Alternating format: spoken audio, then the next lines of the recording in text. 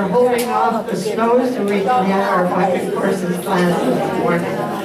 I'm Joanne Bungie, and the planning committee joins me in welcoming you to the bucket courses. This is the third class of a four-class course on criminal brains. If you will, sorry. I had so much going on in my mind I can't straighten it out. I have to examine my mind next. If you will turn on your tea coil and silence your cell phones, we'll get right into our class this morning. You notice that we have the bucket stuffers on your table so that you can tell what classes are coming up in the future, and feel free to take that home with you. And now we will turn the class over to Clark Lindgren, who is Professor of Biology, and Patricia A. Johnson, Professor of Neuroscience at Grinnell College. Welcome again, Clark Lindgren.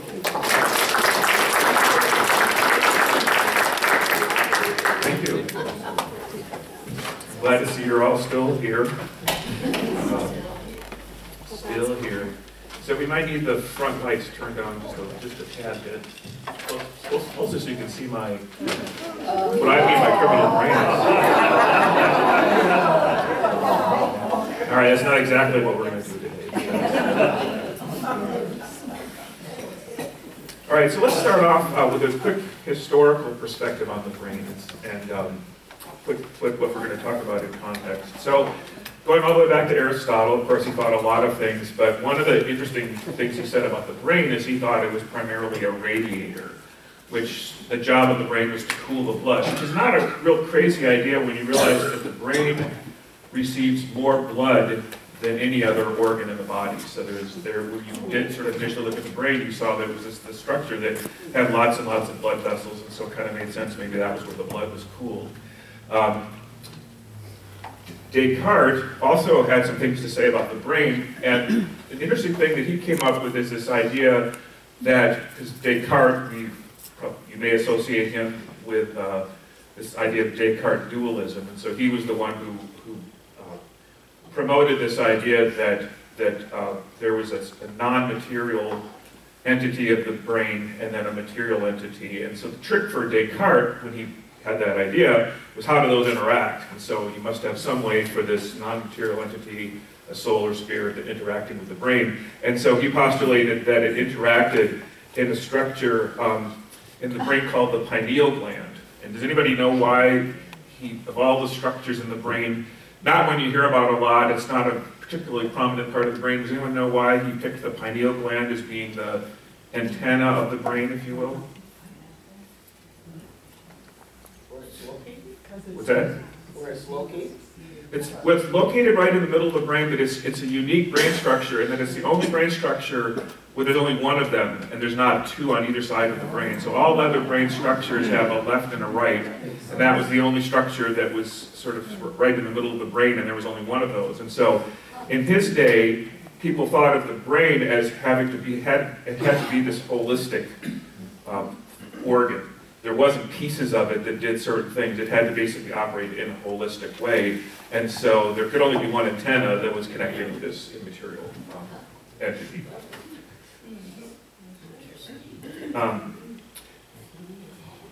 Gall was somebody who isn't really regarded as in the history of neuroscience as being a key scientist, but he did popularize an idea that is represented on my phrenology head, which I don't get to take this out very often, and so when I do, I bring it along. And so Gall promoted this idea of phrenology, and this was this idea that you could feel the people had bumps and indentations on their skull, and an expert could palpate those and then figure out what personality characteristics they had.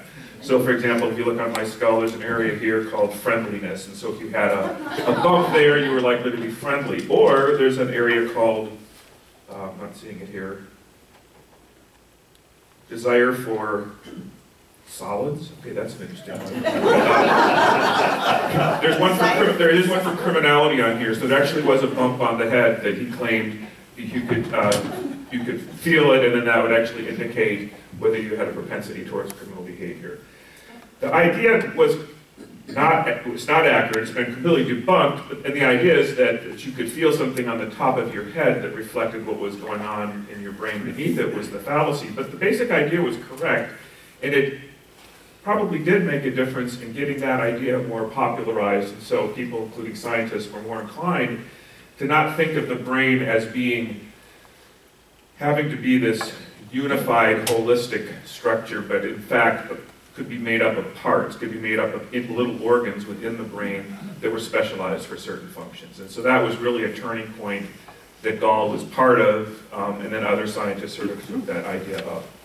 So what years are we talking about? So the question is, what years are we talking about? Well, Aristotle, a long time ago. So Descartes, that was like, is that what you're asking about? So Descartes, 17th century. 17th century. And then, so Gall was like in the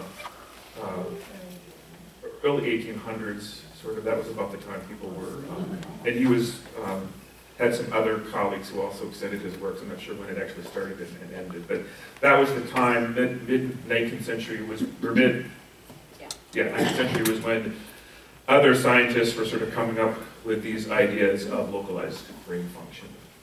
Paul Broca was one of them, who was a famous French neuroscientist, and he came up with, he recognized that there was an area in the brain that was specifically required for speech. It's an area sort of right about here, and that was really kind of also sort of turned the tide in getting people to think that there might be specific areas of the brain that are carrying out different functions. There's another question. Isn't the hypothalamus and the pituitary also individual? Yeah, aren't the hypothalamus and the pituitary glands also individual? Yeah, they are. Originally, the pituitary was not considered part of the brain. And the reason for that was because when you do a dissection, it falls off. Really, it's just this little thing that dangles down. I suppose the hypothalamus, although the hypothalamus does have a right and a left half. And so, but you're right, there really is only one hypothalamus. But it's, yeah, that one wasn't considered as antenna-like as the pineal gland. So today, the modern view is that the brain creates the mind, and that there isn't a separation of these two entities, that in fact the brain and the mind are really, in one sense, the same thing. They're very different reflections of the same thing, but they're the same thing. And as a result, the brain controls behavior. And so the reason that it even makes sense to talk about criminal brains is not that they're actually brains attacking us, but that the idea is that if brain controls behavior, then certain behaviors like criminal behavior probably have an origin in brain function and or structure. So that's really the motivation of this. So real quick before we move on, a brain anatomy primer. So just a quick review. Some of this may be familiar to you, but you've maybe seen this before, this rendering of a human brain. And the thing that should sort of strike you about the human brain is it's primarily this really wrinkly, like what you see is the outermost cortex, and it's really wrinkly. So it has these sulci and gyri, so basically you see this fairly convoluted surface. And in a variety of different biological systems, convoluted surfaces function to increase the surface area, increase the function of that particular tissue when its job involves a fairly thin layer. So for example, your digestive tract has the same structure. If you look really closely at your intestines, they have these little ridges that come up and down, and that's again increasing the surface area of that absorptive surface, so that you can actually pack within a much smaller area a really, really large surface area across which you can absorb food materials. And similarly, your lungs are the same way. So what nature does when it's trying to increase the area of a surface and put it into a small area, it's the same thing you would do if you were trying to stuff a blanket into a suitcase or something. You'd roll it up, or you would have some way of wrapping it around.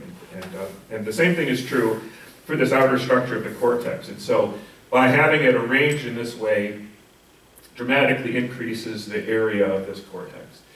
The cortex is now, of course, we divide it up into these lobes. There's the frontal lobe, of course, because it's at the front of the head, temporal lobe along your temples, occipital lobe, and so forth. And some of the general functions we know. So, for example, The occipital lobe is where we do a lot of our initial visual processing. So if somebody has damage to this part of their brain, they might actually be blind, not because there's anything wrong with their eyes, but because they don't have the structures in their brain that would normally process vision. Temporal lobe, again, if there's damages there, that's where a lot of auditory processing occurs, and so you can have difficulties with hearing if you have damage to the temporal lobe. Parietal lobe involved in particularly this area right here is involved in somatosensory processing, so detecting touch and sensory information that you receive through your skin, through your body. And then the frontal lobe, which is involved in some motor control, and then this area right here, which is often referred to as the prefrontal lobe, and that's the part of the brain that's most dramatically increased in humans compared to other animals. And certainly primates more than other mammals, but this part of the brain is the one that really is the new real estate that comes with being a human. In particular, the area we're going to be looking at is right here, so it's called the ventral frontal, or the ventral prefrontal lobe, which is right here, like right over your eyes, and so it's also, there's an area here that's also referred to as the orbitofrontal cortex, because your eye is in the orbit, which is what's the hole that's in your skull that your eye sits in. And so the area right above the eye is called the orbital frontal cortex right here. Those are really important areas in terms of the human brain. Down here, this is the brain stem. This is the part of the brain that controls more basic functions like heart rate, blood pressure, breathing, those sort of basic automatic processes. Now, if you look deeper inside the brain, so now this is sort of looking inside this cortex, there's a lot of internal structures, but the one that I want to highlight, because we'll be talking about it today, is a general structure that's called the limbic system. And the limbic system includes several structures, including the amygdala, which is this little almond-shaped structure here. There's an area called the hippocampus, which loops around. The cingulate gyrus, cingulate cortex is right here.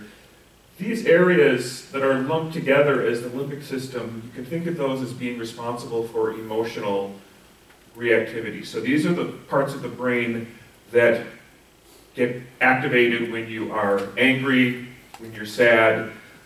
These are also the parts of the brain that are involved in reward seeking. So these are the parts of the brain that seem to get activated when you are motivated to carry out something and you're expecting to get a reward from it. Now, if you remember when I was talking in the very first class about evolution, or about basically how design occurs with selection as opposed to other forms of design, and remember the antenna, the nano antenna that was generated? And one of the things I said that's the feature of evolution, or the feature of selection, is that it always builds on what's before. So you don't start from scratch like you might do if you were just building something, you might start from scratch and sort of put it all together. It's always being built on what occurred before. So the same thing is true for the brain. So brain structures that we have were built on structures that existed in our ancestors. Okay? And so one of the terminologies that gets used to talk about these different parts of the brain is some of these brain parts are called older, not because they're actually older, physically older, but because they're more representative of animal species that we share from the earlier ancestors. So they are evolutionarily older. They're more similar, for example, in fact, I think you have this in my next slide. So for example, if we compare the brain of, this is a human brain again, and the limbic structures are colored here, and this is a rat brain. And a couple things to notice. First of all, notice that the cortex on the rat brain is not wrinkly. You see that? Nice, smooth rat brains. I might think that's a good thing, but not really. That means it doesn't have anywhere nearly, even though the size is smaller in terms of the outer cortex, because it doesn't have as many convolutions, it doesn't have nearly as much area that's actually part of this cortical structure. But then the other thing to notice, although these are flipped around a little bit, the limbic system isn't that much different between a rat and a human. And you can sort of apply the same thing. Sometimes this is called a paleo-mammalian brain because it's actually a really early form that seems to be pretty much constant in all mammals. And what's new, or what's different, and so the added changes that seem to have led to the evolution of humans and other higher mammals is really more this outer cortex area, especially this frontal lobe.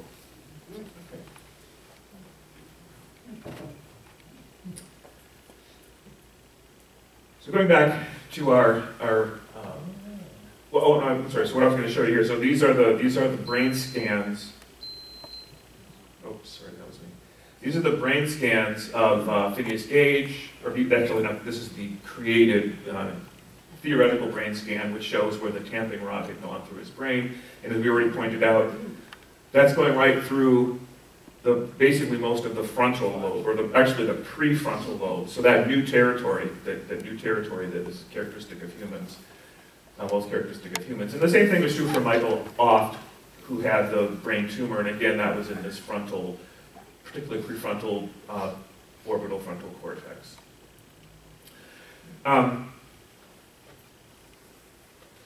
This area of the brain, as was really sort of figured out from cases like Phineas Gage and others, the prefrontal cortex area of the brain can be thought of as, it's sometimes called responsible for executive functions. So the prefrontal areas of the brain are really controlling, I guess like an executive would control a company or employees. So the executive function of the brain is to really control some of these other brain functions. And so one somewhat simplistic way of looking at it is that the outer cortical areas, especially this prefrontal cortical area, its job is to sort of control this paleo-mammalian brain that's part of the limbic system and is mediating these strong emotional reactions to things. Okay. So when people began noticing, for example, Michael Oft and many other cases, that there was damage to this particular area that was correlated then with antisocial personality traits, things that basically prevented the people from interacting normally in society, it kind of made sense, and that actually fits with what we know about that brain area. And again, that's very different from Descartes, who wouldn't have ever sort of come to that idea, because why would damaging one part of the brain cause a specific malfunction as opposed to just sort of causing a general malfunction? All right, so the thesis of what I'm going to show you is, we know in very extreme cases that if you damage part of this prefrontal cortex area with a tamping rod or a tumor, you get this very abnormal behavior that results. And so then the question that neuroscientists have been looking at for many years now is there evidence then for more subtle differences in those, particularly those brain areas, that could explain tendencies towards criminal behavior in some people versus others? And that question was addressed by some investigators at the University of Southern California, and they used a structural MRI. So that's the same kind of MRIs you get over at the hospital here, but they will basically look at any kind of structure and compare the densities, and you end up getting a pretty good idea of the structure of something. That's been used a lot in the brain.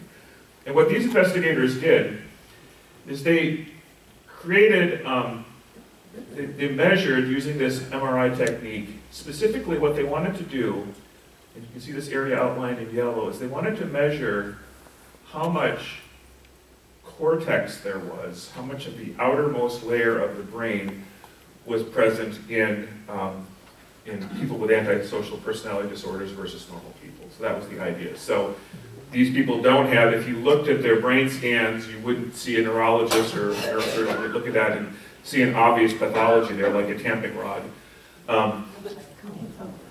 But the question is, would there, yeah, that's the cauliflower. But the question is, might there be more subtle things? And so they specifically looked at the gray matter, and so why does the gray matter matter? So the brain has two different general areas, that one area that's referred to as gray matter and the other is white matter. And the gray matter in the brain and in the spinal cord primarily is looking at the cells and the synapses that are part of the brain. So that's where synaptic connections are occurring, and the complicated processing that happens in the brain is really taking place primarily in this gray matter area. And it's called gray matter, by the way, because when you just look at it without actually staining it, it has a grayer appearance than the white matter, and the white matter is primarily made up of the projection axons that are sending information from one part of the brain to the other. So the brain is and the spinal cord are divided up into these visibly distinct areas: gray matter, which is can be thought of as sort of the processing part of the brain, and then the white matter, which is the signals that are basically allowing the brain to communicate efficiently with other parts of the brain, because of course that's necessary since the brain, these different areas of the brain are doing very different things, and it all has to be coordinated. And so these white matter tracks are really important, but they were particularly interested in looking at the gray matter because that would be where you might expect changes that would be related to inability to process information in an appropriate way. And they specifically looked at the prefrontal cortex. So this is a cross-section through the prefrontal cortex. This is an enlargement of it. So this is the area kind of slicing through the front of the brain. And they really painstakingly looked at this area that's outlined in yellow. And what they did was they compared that between actually 3 different groups of people. So they had one group of antisocial people who were diagnosed with antisocial personality disorder. And then they had another group, they had a control group that was matched as good as possible to the antisocial personality disorder brains. And here's what they found. Okay. So when they just actually plotted in cubic millimeters the amount of this gray matter which is found in the prefrontal cortex, they found that their control subjects had more than their antisocial personality disorder group. Not a big difference, about 11% difference, but it was significant. And so it does support the idea that there could be some subtle changes, not dramatic, but subtle changes that might make a difference. Now, whenever you're doing these sorts of studies, you want to actually, you do control experiments. And the reason you do these, your comparison groups are really important because you might be inadvertently seeing something that's not really the variable that you're most interested in. So for example, one possibility is that it might be that the reason their gray matter volume was smaller wasn't because of their antisocial personality disorder problem, but maybe because they were substance abusers, and so that, because many of them were, and so that could be another explanation for it. Taking a lot of drugs might actually reduce the size of your gray matter. So they specifically matched to a group that were substance dependent, and they found that, in fact, in that group, it was even a little bit larger. So it doesn't seem like this was even a greater difference. And so it wasn't the substance abuse, doesn't sort of seem to be a causal factor. They also, it's not shown here, but they also looked at a group that had psychiatric disorders. And again, it was the same thing. It was even a greater difference between that and the antisocial personality group. So there were subtle differences, not huge differences, and you don't really know exactly how that would, an 11% decrease, what that would translate into, but there is reason to think that there could be some differences. But what this group did next, you might find interesting and not sort of obvious. But they took these same 3 groups of people and they asked what happened to their heart rate and their skin conductance when they were asked to give a videotaped lecture of their faults. So they were supposed to prepare something, they were in a group, and so they had to get up. And you know that's a scary thing, public speaking, especially if you're up talking about your faults. And what they did is they measured their heart rate, and then they also measured their skin conductance. And this is what they found. Similar pattern. Okay, so these are the 3 groups. The controls had a higher heart rate when they were doing this, similar to the substance abuse as well as the psychiatric groups. But these antisocial personality disorders had lower heart rates. Their heart rates just didn't get going when they were having to give this scary speech. They also measured skin conductance, and they found, again, the same pattern. Skin conductance was higher in these other 2, the control, and then the other 2 control groups compared to the antisocial personality disorder group. So why did they do that? Well, for a lot of reasons, and for people who've been observing criminals, especially juvenile criminals, it's known that they are characteristic of having low stress responses. This wasn't the first time somebody had reported this. In fact, one of the strongest predictors of antisocial personality disorder is your resting heart rate. So you might want to measure that when you go home in the secret of your room. Low resting heart rate is actually correlates really strongly with antisocial personality disorder. But it was known that criminals and psychopaths have a low stress response, and they also have what's called poor fear conditioning. And both of those are functions that are served by this prefrontal cortex area. So the area that particularly that they saw was smaller in size is the part of the brain that does sort of modulate stress responses and poor fear conditioning. And so that was consistent with what they had seen in the brain. So what is fear conditioning? Well, it's a form of classical conditioning, and you've probably all heard this. This is Pavlov's dogs. You've heard of Pavlov? dogs.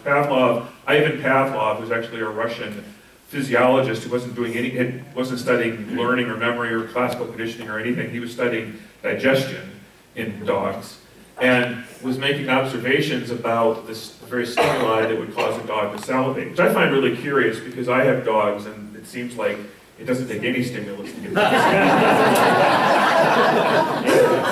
But maybe at different kinds of dogs. But anyway, he was also looking at other digestive functions and was noticing, and so he would of course be feeding the dogs food, and then they would salivate and they would also secrete other digestive juices. What he noticed, kind of serendipitously, is that after a while the dogs would start to salivate before they had received the food, but just when they observed the experimenter walking in the room with his white coat on. And Pavlov, being a good observer, noticed that and thought, that's interesting, there's something going on here. And went on to describe this thing we now call classical conditioning, which is just the basic form of learning that underlies much of our learning today. Okay, so basically it goes like this. In this case, the food is the unconditioned stimulus. You don't need to teach a dog to salivate when it sees food. Salivation in this case is an unconditioned response. You take another stimulus, like in this case, in this diagram, it's a whistle, but it could be the lab coats on, or it could be any stimulus. It doesn't normally produce a response. So normally you whistle, the dog doesn't start, well, the dog will salivate anytime, but the dog would normally salivate in the way it would salivate when it receives food if you blow a whistle.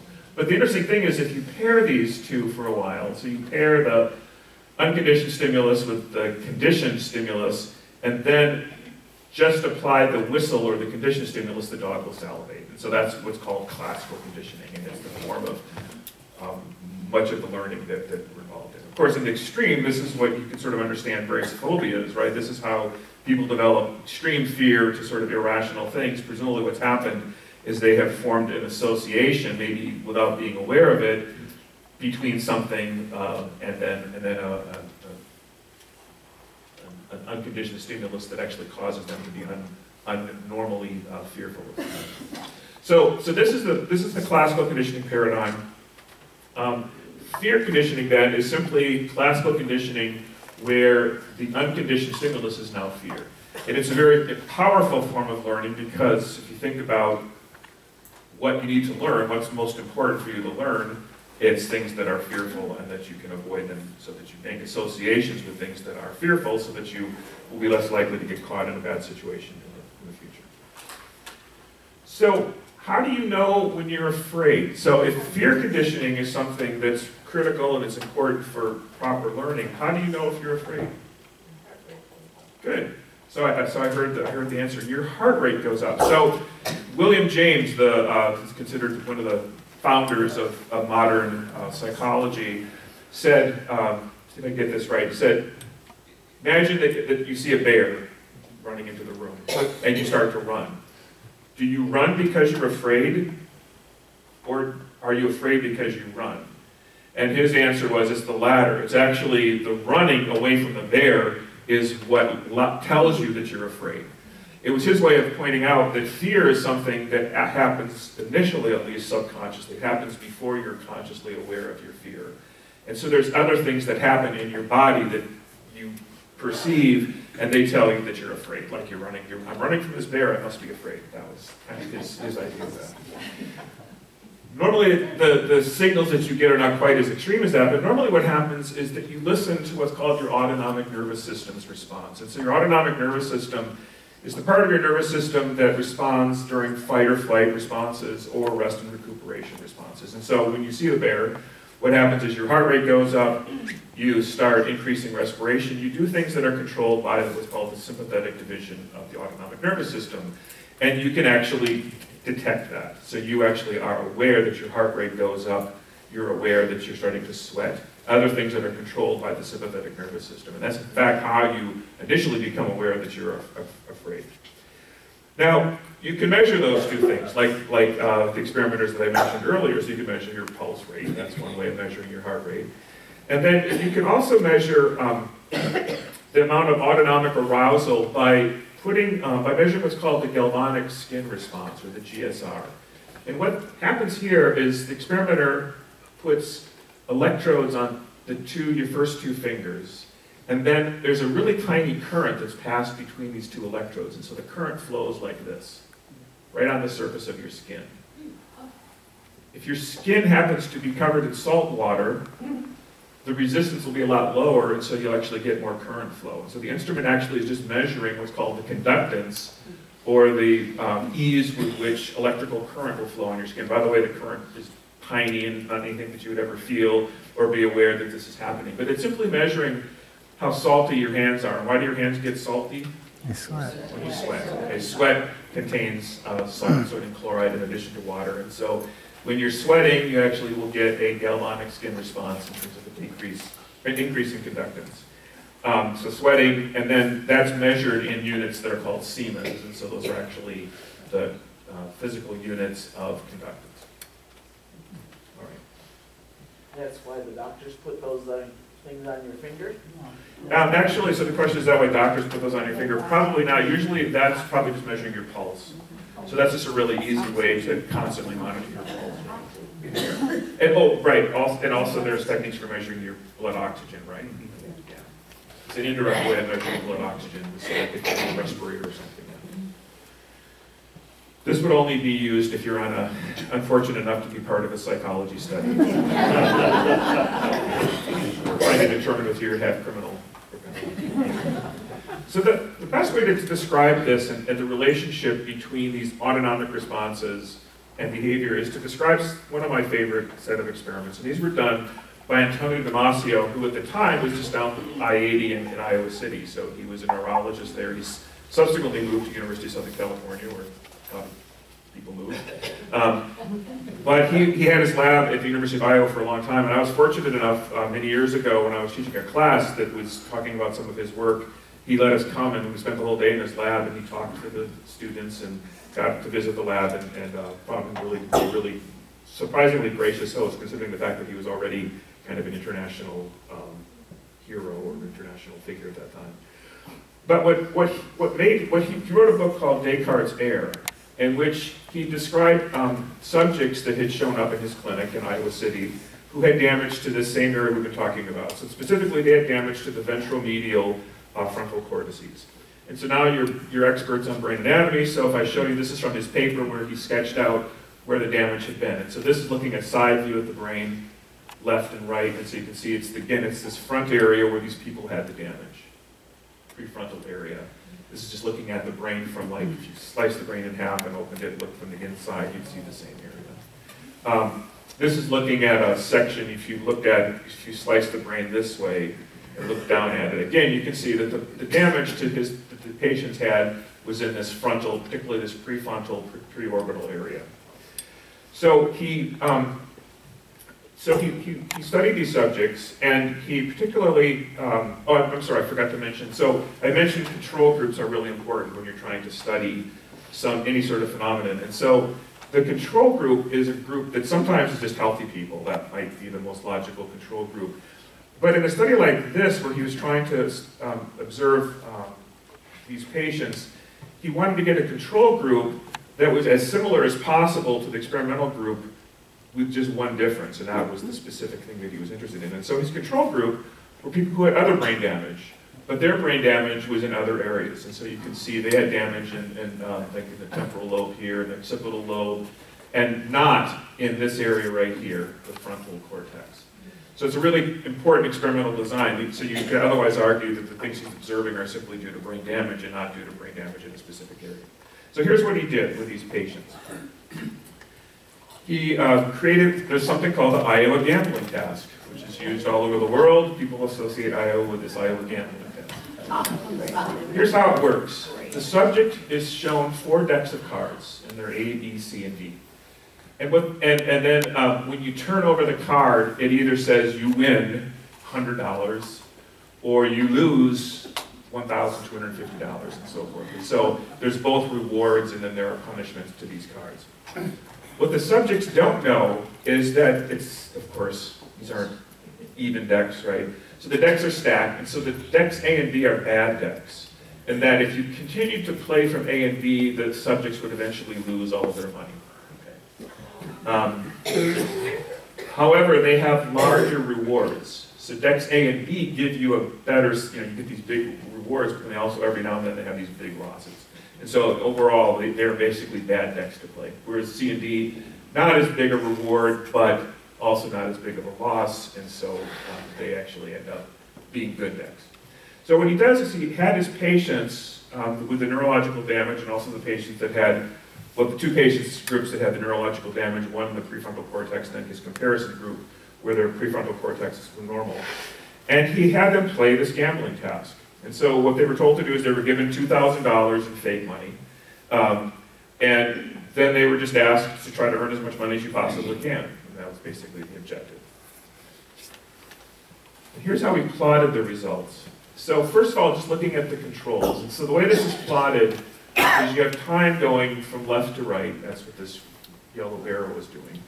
And then he divides it up into 4 different time groups. And so initially you'll see that, like if you were playing this game, and you didn't know, I hadn't set you up and told you the trick, you would start picking from bad and good decks, and it looks like these people were picking more from the bad decks than the good decks, but that's probably more just random, because they would have no reason to think one would be better than the other.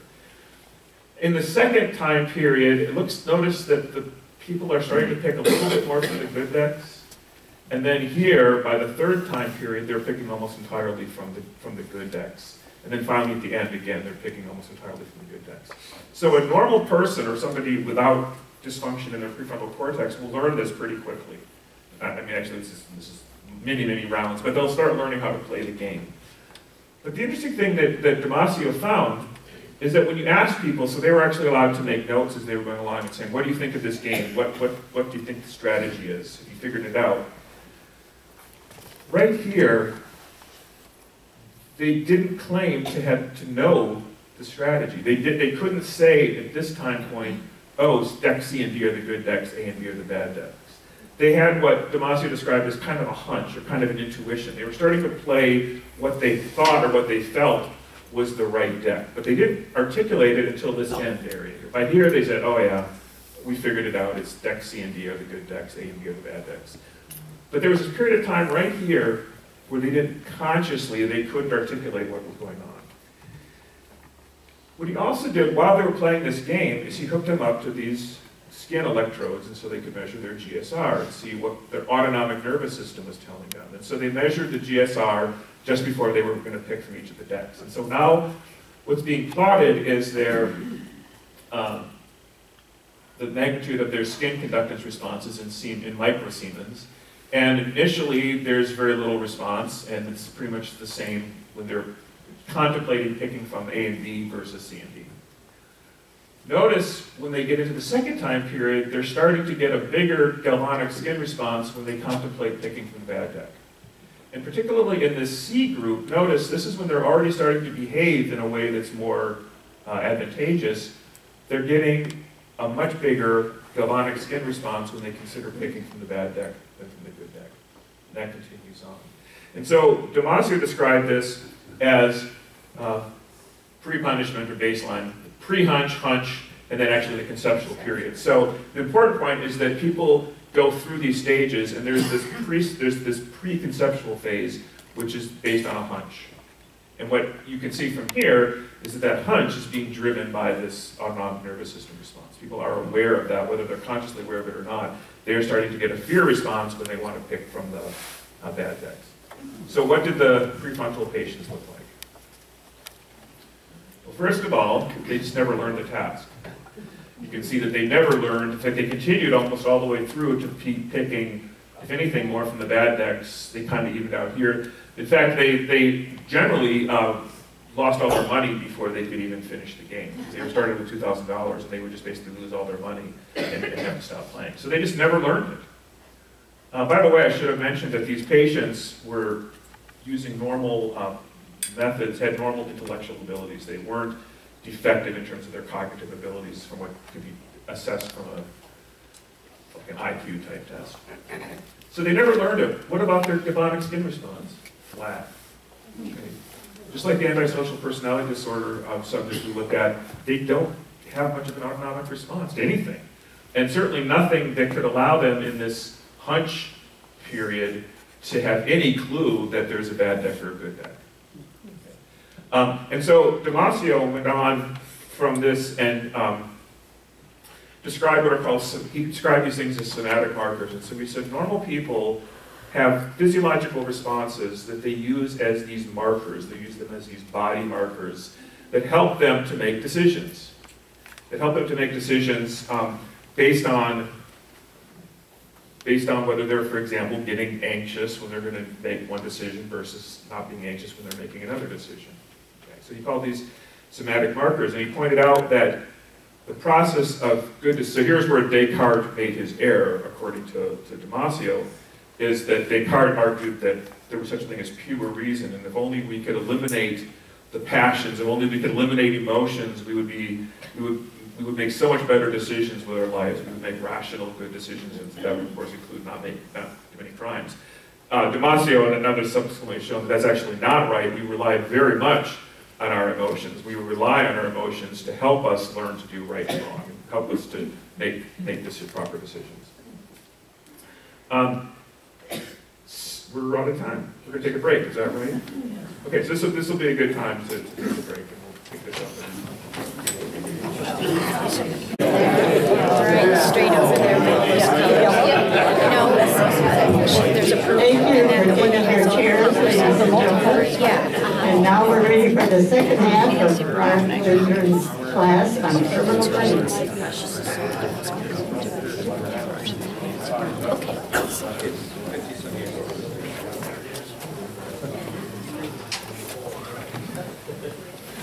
Okay, so we were talking about Damasio's experiments, which were done on adults who had acquired brain damage in their adult life, and so they had been presumably normal as children. So the question is, what would happen if we looked at children, and if we could basically determine whether there were differences in children that might reflect some of the same difficulty in learning to respond to punishment?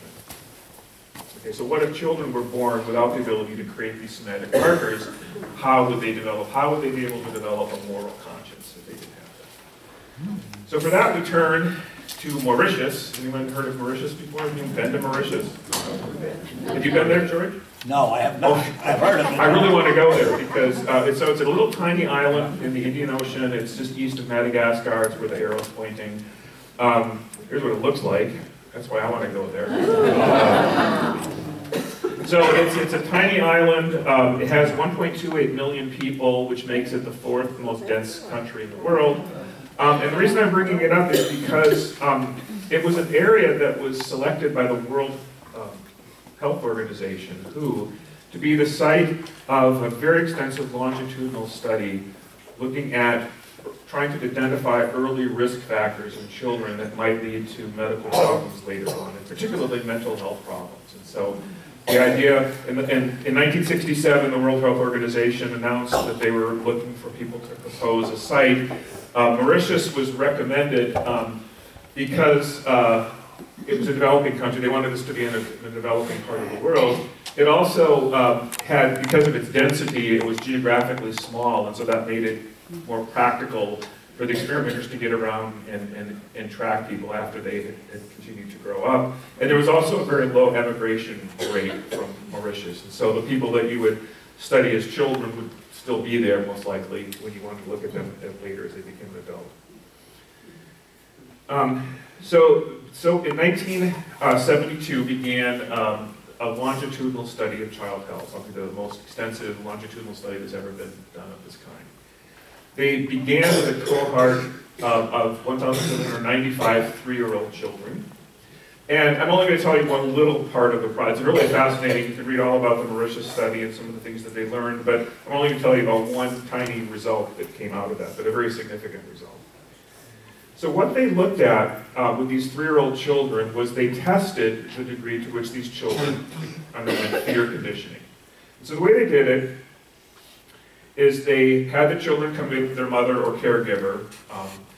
They would sit on their parents' lap so they would be comfortable, and then they had little tiny headphones that were put on them and little tiny electrodes which were attached to their skin so they could measure their galvanic skin responses like we saw, and then the headphones that they could deliver stimuli to. And so what they did was they played a very loud, unpleasant tone which elicited fear in most of the kids. I wanted to read this because I thought in the article they talked about what the loud, unpleasant tone was. It was a 90 decibel, which is pretty loud, 4.5-second auditory stimulus recorded from white noise played in a tin can with jangling metal objects to add an unpleasant low and high frequency component. So it was, they sort of scaring these kids, basically. So this is a, loud noise, they're startled, it scares them.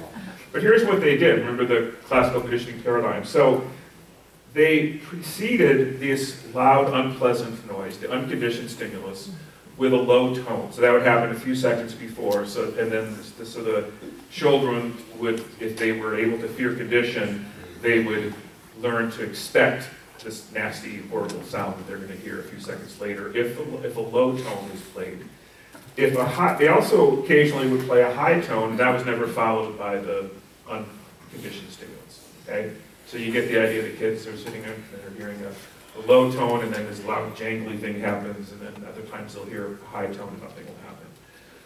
The kids learn really fast. Within 3 trials, they had learned this fear association. So this is not a hard thing for kids to do. They really quickly associate a very fearful, unpleasant stimulus with whatever comes before that. So they tested on these kids. Let me just step back and wait 20 years. They were doing other things at the time. But basically, 20 years later, they, when these kids now were 23, they looked at their original cohort and they found that 137 of them had a criminal conviction by that time. So out of well, it's not that. It was 1,795. So about 10%. A little less than 10% actually, so that's not too out of the ordinary. So they looked at those individuals, and they compared them to 274 criminals, non-criminals, that they tried to match as many ways as possible. So again, they tried to make their control group as similar as possible, except for the fact they didn't have a criminal conviction. So they matched to gender, to ethnicity, to social economic status, and so forth. And so they found out of that same cohort 274 matched subjects. And then they went back and looked at their records and asked how well had they fear conditioned. And so this is the result that they found for the 274 controls. So this is the sort of normal effect. So CS, you can see that this is CS minus, so that was when they played the high tone, and the subjects didn't have much of a skin response. Okay, because that was not followed by the loud notes. But it jumped up when they heard the low tone, the conditioned stimulus plus, they got a big response. So that's demonstrating that they had, in fact, at 3 years of age, sitting on their mother's laps, they were able to fear condition pretty easily.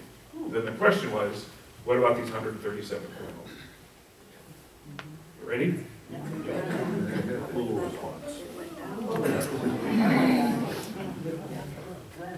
They're flatliners, okay?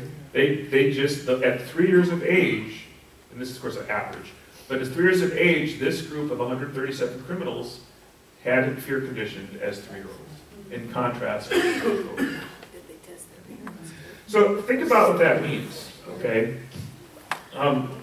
How will somebody grow up if they don't fear condition like we do, okay? How will they learn right and wrong? How will they develop a conscience?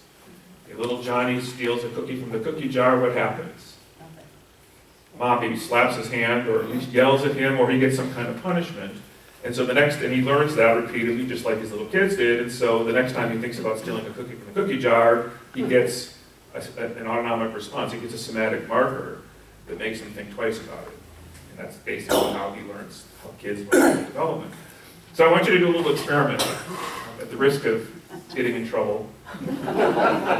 Imagine that you're in Bill's jewelry shop.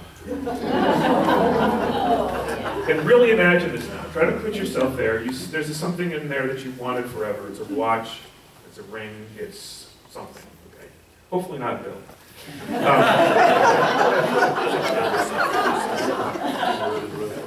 So you have an opportunity to steal it. You just see this chance, it's just this is a chance. Well, how do you feel? Probably, even just thinking about it, you feel nervous. You hear people say, when they hear about some horrific crime, I can't even imagine doing that. And they're actually saying, quite accurately, they can't imagine doing that, because when they imagine doing that, they start feeling horrible, right? They start having an autonomic response. They might actually feel nauseous if they start thinking about doing it. That's a normal conditioned fear response that allows us to not go steal things from Bill's jewelry shop, fortunately for Bill.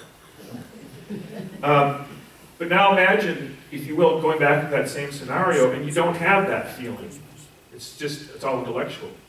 You might know that it's bad, you might get caught, but you don't have the same you don't have the same instinctual feeling that a normal person would have. You see how growing up with that kind of dysfunction could easily distort your ability to develop proper behavior, to develop conscience. Okay. All right, so let's go back to the brain. Yeah, so moral development. So let's look at the brains of these kids. So I showed you a study that looked at the small, or the less volume prefrontal cortex, gray matter cortex in adults. What about children? Has a similar thing been done with children? It has. And a real quick brain scanning primer. This is the first time I'm going to tell you about functional magnetic resonance imaging, which you hear a lot about. It's in the news all the time. You're always hearing about another MRI study, functional MRI study. Basically what it does is it detects changes in blood flow in the brain. And it does that by looking at hemoglobin, which has a different paramagnetic property if it has oxygen bound to it versus if it doesn't. And so you simply look at the ratio of hemoglobin which has lost its oxygen to the hemoglobin that still has it.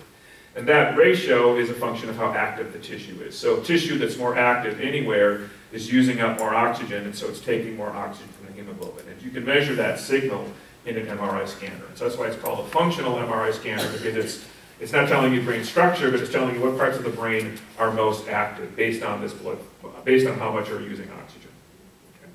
Okay. It's called a bold signal for the blood oxygen level dependent signal, so you'll probably hear that talked about. And the response lags the effect by about 1 to 2 seconds. And so it's not immediate, because what happens is that tissue, those cells start becoming more active and they start using up the oxygen, but there's a little bit of a lag. But that's not terribly bad. And so this has been a very powerful technique, because you can put people in functional magnetic resonance imagers, and you can actually observe what's happening to the function of their brain, different parts of their brain, when they're undergoing some kind of task or even thinking about some kind of task. And so these have now been set up. So basically in real time, you can ask what parts of the brain are being active. And just to give you an example, these are typical fMRI scans. So in this case, the person in the scanner was detecting an auditory signal. So you can see their temporal lobe right here is lighting up. Okay.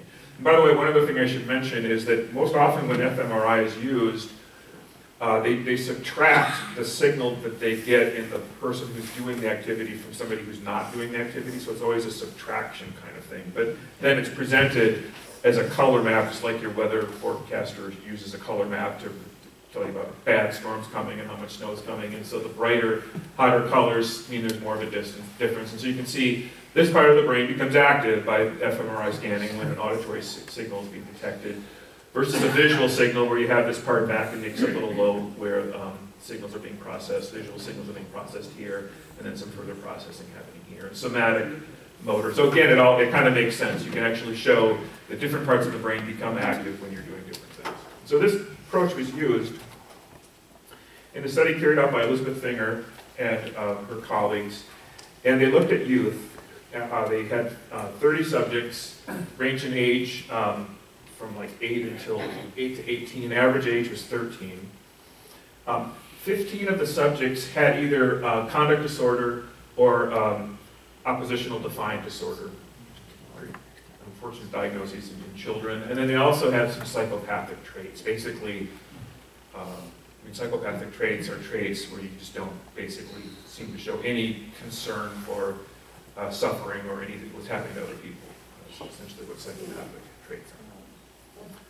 And then they had 15 healthy comparisons. And so what they did is they gave these subjects what's called a passive avoidance learning task, where the subjects, while they're in the scanner, so this all has to be done, it's a little bit tricky because you have to basically, well, if you ever had an MRI done, you know it's kind of tight quarters. But they rig up a way so that you can actually project us like a computer screen to the person so they can actually see it, and then with their hands they can actually make appropriate responses. And so you can actually do various tasks like this in an fMRI scanner. So the task that these kids were given was called a passive avoidance learning task, and it goes like this. So they were told that they were going to see an object, and they had to learn to press a key, or probably a button, when they saw certain objects, these were the reward objects, and then not press the button when they saw punishment objects. Okay, so for example here, they're being shown a key, and I guess that was one of the things that they're supposed to learn is an approach item that they're supposed to click on, and if they do, they win some certain number of points. If they don't push on a key when they see it, then that's an error. It's called an omission error, and they don't get any points. So this is the reward. They're supposed to push on it, and then if they don't get any reward. And then this is chest of drawers or whatever is a punishment. They lose money when they actually see that. So these are they're supposed to learn to not push when they see it, because they'll get punished if they push it. Imagine Johnny reaching into the cookie jar. Okay. And then the correct response, they won't get punished, is if they don't respond to that. So it's a fairly simple task. These are provided in different blocks, and actually over time they learn to press the keys and not press the chest of drawers. Okay. So here's what the results look like. And so we're first just looking at the healthy comparison group. And so over 8 blocks of trials, and I forget how many trials were in each block, but you can see that they learned. And so this is the mean number of errors. And these are specifically commission errors. So this is where they improperly clicked on the object when they weren't supposed to, because it would give them a punishment. Okay, so people, normal youth, will learn how to do that. And over time, they get actually really good at it. As opposed to the kids with conduct disorder and psychopathic traits, they're the red, and you can see that they just didn't quite learn it as well. Okay, again, they made more of these commission errors, and even when that continued on and on and on, it kind of just leveled out. They never got to the point where they were basically not committing any errors at all. So we've already seen that. That's consistent with what we looked at in terms of lacking this fear conditioning response. They're not learning how to respond to punishment. But what the experimenters also did, they were in a functional fMRI, so they actually were able to measure and look at their brain function when this was happening. And what they noticed was that when they compared these two groups, this area of the brain, circled here in green, consistently showed up as being more active in the healthy comparison groups compared to the antisocial or the psychopathic group. This area of the brain, but back to this, I'm sorry, this is the plot of the function. So you can actually see the blue is the, can't see this. Okay. Healthy comparison, right? So this is the blue, so this is showing the bold signal, so the percent change, how much blood flow was going to that part of the brain, compared to those with conduct disorder, very little. And then basically early versus late. So the difference was that while these kids were learning, their right orbital frontal cortex, this area right here, was firing really strongly. So that part of the brain which we've been talking about, which is dysfunctional in Gage and others, and has lower amounts of cortex in certain people, in these youth, that part of their brain is much more functional in normal kids compared to these kids who aren't able to learn that proper fear conditioning task, passive avoidance task. Okay? Did I go through that too quickly, or did that make sense? What are the little lines through the little black lines? Oh, so these are, yeah, whenever you present data like this, the bar, the height of the bar is the average response. And then these little bars are called error bars, and so they give you an idea of how much variability that there was in the response. So not everybody had exactly the same level of response, and so this gives you an idea of how much variability there was in that population. And that's really important when you're trying to determine whether a difference is statistically significant, or is it just due to random chance. I mean, you can imagine you put two different people in any kind of test, and you might get a different response just because of random variation. And so you do enough of these that you get an idea of how much variability there is, and then you can determine whether it's significant. Yes? Is it significant that it's unilateral, or is it just that's where they tested it? So the question is it significant that it's unilateral? And it is. And so it's primarily in the right orbital frontal cortex. So they're not exactly, so the right orbital frontal cortex is a little bit different in terms of some of the functions in the left. Yeah, so that's actually a really interesting additional feature, is that certain parts of the brain, even right and left, are specialized more for certain functions than others. Yeah, they're not. Good catch. So what are the implications of this? Prefrontal dysfunction disrupts the neural systems that are necessary for learning to make appropriate decisions. As a result, children who we've seen in this study will be slower at learning from emotional feedback, and in particular, learning from emotional feedback that is associated with fear and punishment. So they're just not going to be as good at that. So what are the possible treatment implications? Well, one possibility is these results suggest that it might be possible to use some pharmacological intervention, especially early on in kids. Certainly, there has been some evidence that using pharmacological agents that interfere with serotonin and dopamine, which are two important neurotransmitters that are used in the brain, those do seem to have an effect on fear conditioning. So there is some evidence that even in a normal population, if you alter some neurotransmitter systems in the brain, you can pharmacologically overcome what might be sort of a pre-existing deficit. And so that's one really exciting possibility. Still far too early to actually give you a lot of really good hope there, but that certainly seems like a possibility. Once we know that that's there, now we can be looking for that.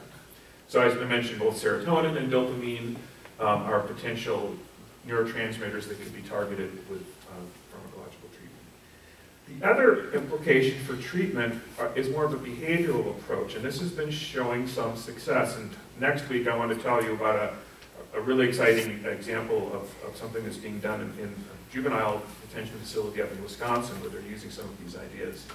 But the behavioral approach is to train youth to explicitly, to make explicit predictions about what they're going to expect to happen. So for example, you put them in a situation like I showed you, where they're lacking the hunch, they're lacking the intuition, the gut feeling that a normal kid would have, which would help them make the right choice. But if showing with some success, you can overcome that lack by just getting them to explicitly, so for example, they're sat down with a counselor who will show them, the Iowa gambling task or whatever, some card task or something where they're getting rewards and fears, and they're asking the kid to explicitly say what he or she thinks is going to happen. And so it can actually become part of at least their learning process. It's not working quite as efficiently as having a proper limbic system response, but it's actually being shown to have some success. So recognizing there's a deficit there, treating the kids differently, trying to use a different strategy to overcome their deficits, to actually also learn to make good choices, or to recognize punishment and so forth. Okay. All right, so now I want to switch gears. We've been talking about the prefrontal cortex, the orbital frontal cortex. I want to switch and talk now a little bit more about this limbic system, because there's evidence that the limbic system, this fairly old structure, also maybe has some, there are certain conditions where deficits here can also predispose people towards criminal behavior. And in particular, remember, the limbic system is responsible for emotional reactions, including things like rage, aggression. And I want to just remind you or point out that people who look at aggression distinguish it and find that there's two very, very different kinds of aggression that have very, very different signatures, both in terms of behavior, but also in terms of neural underpinnings. Reactive versus proactive. And so remember, reactive aggression is when you do something to me, you show some aggression towards me, and I react aggressively. That's reactive aggression. Proactive aggression is when I just go out and I'm trying to get something from you, and so I actually use aggression proactively. Okay. Those are two very, very different forms of aggression. So the question is, do those have unique neurological signatures? And the answer is they do. And that was studied by Adrian Rain and his colleagues. And they used another brain imaging technique called positron emission tomography. So that's another brain scanning technique that you'll hear about. It's called PET scanning. And what happens in PET scanning is it's kind of the same idea. It's a technique that allows experimenters to determine what cells, what tissues are more active than others. And instead of looking at blood flow, what it looks at, or actually what PET scanning does in general, is it measures the uptake of radioactive materials. And so it can actually be used to study not just the brain, but it can actually be used to study activity in a lot of different tissues. But in the brain, what's most commonly used is a derivative of glucose, fluorodeoxyglucose, which actually produces it's a positron, and so it's a form of radioactive decay, which can be detected with this instrument. Now, why glucose? Well, glucose is an energy source, of course you know that, but the brain is unique from all of your other cells and tissues and organs in your body, that the brain has to have glucose. It's the only tissue that cannot rely on other sources of energy. So, for example, your muscles, your skin, if there's not enough glucose around, they can actually burn fat. They can also even burn amino acids that come from proteins to get energy. The brain can't do that. The brain relies entirely on glucose. That's why glucose balance is so important. Why things like diabetes are dangerous, because you can't make up for the lack of glucose with something else, particularly in terms of brain function. So by looking at how much is being taken up into cells of this radioactive form of glucose, you can get a proxy as to how active that part of the brain is. If it's taking up more glucose, it's more active, just like if it's more active, it's using up more oxygen. So it's another way of getting at kind of the same idea. In this case, though, it's a little bit more of a delay. So the way these experiments are done is the person is given a task to do. The radioactive tracer is injected while they're doing the task, and then they put them in the scanner and look to see how much of that tracer was taken up into different parts of their brain. But it's very, very powerful, very, very strong signal. And again, to give you kind of an idea, hearing words lights up this area, which is part of the temporal lobe, and where we know the auditory system is located. Seeing words activates the occipital lobe, where we do vision. Speaking is this little prefrontal area that's involved in motor control and so forth. And thinking about words is actually further forward in the prefrontal cortex. So you can actually sort of, again, see what's already been known about the different parts of the brain and how they're involved in different functions. So what his colleagues did is they found 41 subjects, and these were all murderers. He worked, he and some of these criminologists had done some fascinating work where they'd actually figured out how to get fairly large populations of prisoners out of the prison and into like a local hospital to get their brain scanned. And you can sort of imagine all the logistics of how you convince the hospital this is okay, convince the prison this is okay. But they managed to do it, and so he found 41 murderers that he scanned.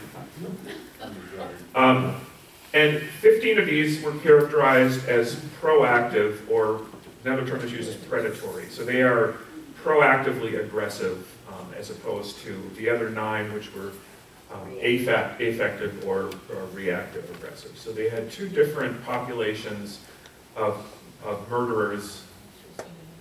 And then they also had a control group, which was just 41 normal comparisons. And what the subjects were asked to do while they had the radioactive substance injected is they were asked to do what's called a continuous performance task, which is basically just having to pay attention for like 20 minutes straight. And so they'll actually give them some kind of visual image, and they have to do something which just basically makes them pay attention. But then what they do is they slowly degrade the signal so that it's harder and harder to do it, and that creates sort of a stress response. So you're trying to do this thing, and you imagine you're looking, and all of a sudden it's getting harder and harder to distinguish objects. And so it actually makes you pay more and more attention. And it's been found to be a really good way of probing for people's responses, and particularly to their anxiety responses. Okay. So what did they find? All right, so when they looked at the prefrontal regions, this is the region we were talking about earlier, and they had sort of 2 different areas in the prefrontal, lateral and then medial prefrontal, but they basically got the same result with both. When they had their comparison groups, let's look at here. So the comparison groups had more glucose uptake than either their predatory or effective, but the effective group had the lowest level of activity in the prefrontal cortex. Just think about that for a minute. So these are the reactive aggressives. Yeah. Right, so there's the reactive, not the proactive. So the reactive aggressives, and they have low activity in this prefrontal cortex area, the control area, the area that controls aggressive behavior. That kind of makes sense. The proactive aggressives were sort of in between the normals and the controls. So they didn't have as much of a deficit as the affective aggressives did. That's the other term that's used, so I'm sorry I keep switching back and forth. So the affective are the reactive, and so the affective meaning that they're sort of, it's like it's an emotional, it's inability to control like an emotional outburst, okay? So they're being triggered by somebody and they have an emotional or affective outburst, and so that's this green group here, okay? So they have less activity in their prefrontal regions. If they look in the subcortex, and so this is the area that includes the limbic system, so some of the major structures are involved in this limbic system. And particularly now, when you look in the right side, it's more pronounced than in the left side, you see the flip side of that. Okay, so the normals have relatively little activity in the subcortical structures, these areas of the limbic system. Look at that. The affectives have very high activity, and then the predatory have sort of little. But now the key thing is they looked at the ratio of these. So that's what's being shown here. And they just looked at these compared to the right prefrontal because that was where they had the most dramatic effect. And what you can see is when you look at the ratio of the prefrontal cortex activity to the subcortical activity area, you find that in both the lateral and the medial prefrontal cortex, the control or the normal subjects had a much higher ratio of prefrontal cortex activity to the subcortical activity. So one of the ways you can think of that is they have activity in the part of the brain, the executive function that's controlling this limbic, seething, emotional hotbed of emotions, and they have the capability of turning that off. The interesting thing is both forms of aggressive, both the pro and then the reactive aggressors, they have equally low ratio, but they come about it in a different way. So the reactive aggressors come about it because they lack prefrontal function, so that's why their ratio is low. But the other group primarily lacks it because their prefrontal function is also a little bit low, but they also have a much greater function in their subcortex. Okay. So there's two ways to consider how people become aggressive. One way is because they lack the proper control of their limbic system, and so they can't control it as well as other people can. The other way is if you already have sort of a higher level of limbic activity to begin with.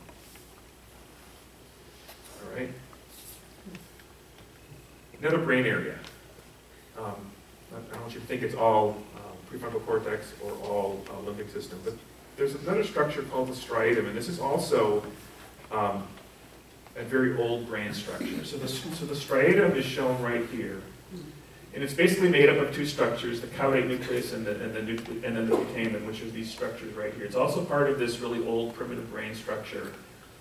And what its primary function is that it's a part of the brain that's involved in reward-seeking behavior. So it's the part of the brain that motivates you to do things because you're anticipating reward.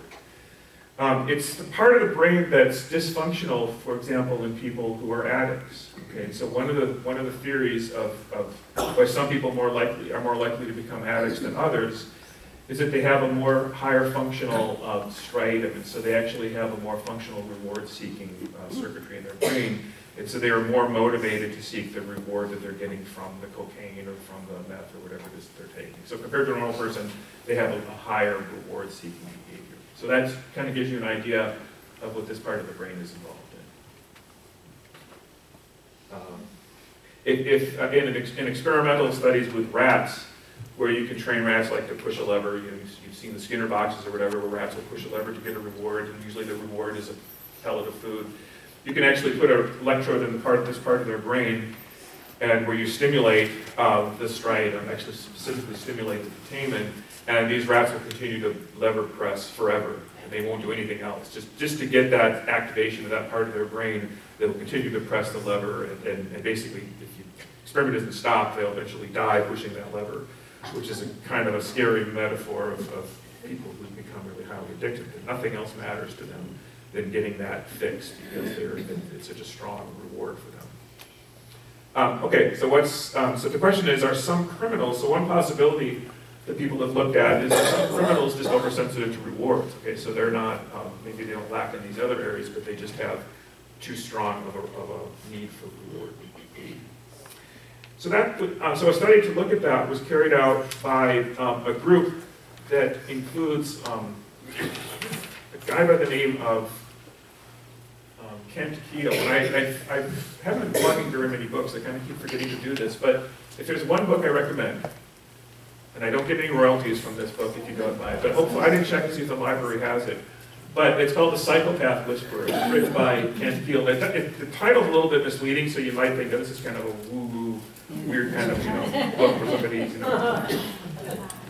It's the story of Kent Keel, who's a neuroscientist at Mexico, University of New Mexico, sorry. And it's a really fascinating story because it's a story of the science that he's uncovered by looking at various kinds of psychopaths and other criminals. But it's also just a great story about the politics. He's one of the first people who actually started using brain scans on criminal populations to try to actually answer questions about the role of brain in different kinds of behavior. He's also the first one to develop the mobile scanner, the mobile functional magnetic resonance scanner, which you put in a mobile bus, so you can actually move that around to different places. And he developed that specifically to study criminal populations. So I read this book in like one sitting. I really found it, first time weird, but I think many of you might like it. So really quickly, so what he did was he studied 41 adult male inmates, and they were rated on their psychopathy level. There's this fairly famous, commonly used tool called the psychopathy checklist. It's now revised, where subjects are given, I think, 20 different questions, and it has to be done by an expert who actually interviews the subjects and ranks them on a scale of 0 to 2 on these 20 different subjects. And if you score high on this, you score high on the psychopathy index. Roughly, if you score 20 and above, you're considered, you're considered in the psychopath range. Above 30, and you're really severely psychopathic, and then below that. Okay, so the questions are things like, have you ever tortured an animal? How do you feel remorse when you say something bad to somebody or whatever? So basically trying to get at whether people have these psychopathic tendencies. So he compared, he had 41 adult males, he had 18 of them were psychopaths. By definition, they had a score greater than 30 on this index. 23 non-psychopaths, which had a score less than 20, which put them in the lower category. And the test was the functional magnetic resonance imaging. But what he did is he gave them a task to do while they were in the scanner, which was kind of similar to what we saw earlier, where they had to either select the appropriate stimulus, and then that would give them a win, or they might get a loss. And so they actually had to learn how to respond to reward signals. And I'm just going to kind of move quickly here. I want to get through this slide. And what they found was that when they, again, looked at this area of the striatum on the right side, or excuse me, the left side, they found that this area was more active. But basically, all subjects showed increased activity in that area in response to the reward cards. So whenever they had the opportunity to make a response to the reward, they showed a greater activation in this area of the striatum, which makes sense. So that's the area, part of the brain that is triggering reward-seeking behavior, and so these individuals, of course, when they were presented with that task, of all categories had a greater response. But here was the key part of the study. When they plotted the amount of signal in this part of the brain in response to gain versus loss, and they looked at the non-psychopaths, there was basically no correlation at all. So there didn't seem to be any real indication of an increased activity in the striatum that correlated with getting a reward compared to the psychopaths, which you can see there's this fairly dramatic, highly significant correlation. So the more psychopathic a person scored on this test, the greater activity they had in the striatum in response to and responding to gain versus loss. So it supports this idea that there is some reason to believe that another driving force for psychopaths, another driving force for psychopathic behavior or criminal behavior, is overactivity or an increase in reward seeking. And that, of course, fits with something that anybody who's spent much time at all in the criminal justice system knows, that a very, very high proportion of criminals are also have addiction problems. In fact, that's probably one of the most common reasons that they get incarcerated in the first place. So another sort of thing to consider when we're looking at the criminal brain is that it's this reward-seeking part of their brain that is more overactive, and that could also be leading them to be more likely to, when they're in Bill's jewelry shop, even if they have the sweaty palms and the other sort of nasty feelings that make them not want to take that neat watch, their reward circuitry is so wired up that it can overtake it. Unlike a normal person, which maybe says, yeah, I want that, but not super much. So the drive for reward is really strong as well. Sure. I'm curious about the correlation with intelligence. A lot of these tests involve learning, and you come across the instance of the extremely intelligent criminal, and wouldn't they learn quickly? Wouldn't that be an evidence? And so, is there some conflict there? It might be. All I can say in terms of this stuff, so the question is, might there be a confounding factor of intelligence, and might a difference in just basic intelligence play a role? Yes, they do try to control for that. So one of the things when you read the papers and they talk about how they form their groups, and in particular, I guess how they form the control group. So that's one of the variables that's typically they try to control for, is so they will have a range of IQ, and so that their control group is going to at least be in that range of having similar IQ. So they try to factor that out, but you're right, that could actually play into some of this as well. Clark, when you talked about this study, and when you, for example, ask a person, did you like to torture dogs and so on, is it more likely that the response is reliable because of the limitation of the prefrontal cortex, but they don't think there's anything wrong with that, so they just be honest about it? I mean, most of them would say, oh, I wouldn't do that. Yeah, so Adrian Rain talks about that. He's written a book as well called the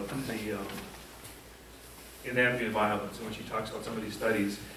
And he argues that that's not a problem, precisely for the reason that you state, that if you're really a psychopath, you don't see a big deal about it. I mean, yeah, I torture. Doesn't everybody? So there's that. Also, they were, in these studies, the subjects were guaranteed that what they said couldn't be used again. So they were actually, I forget the term for that, but they were given a, So that basically, they were in an environment where that couldn't possibly be used against them. So there was less reason for them to lie or think that. One more question. There are so many physiological factors that are related to criminal behavior.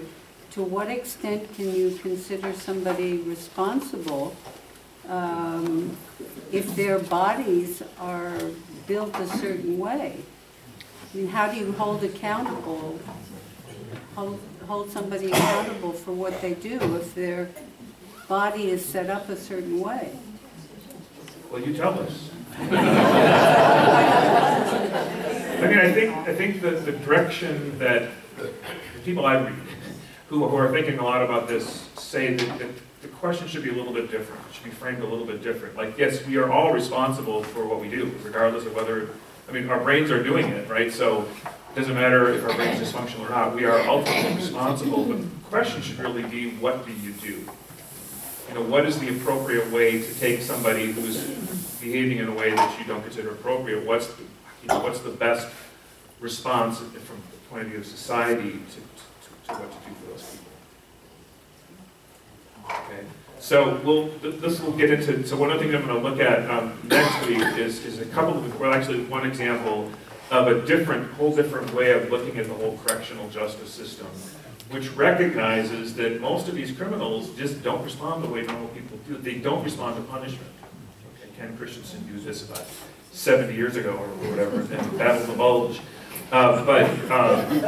They don't have the same brains. They don't. So the same kinds of things that would normally work for a normal person isn't going to work for some of these criminals. And so you need to really think differently about That's my quick answer to that. But it's a much, much bigger question, a much, much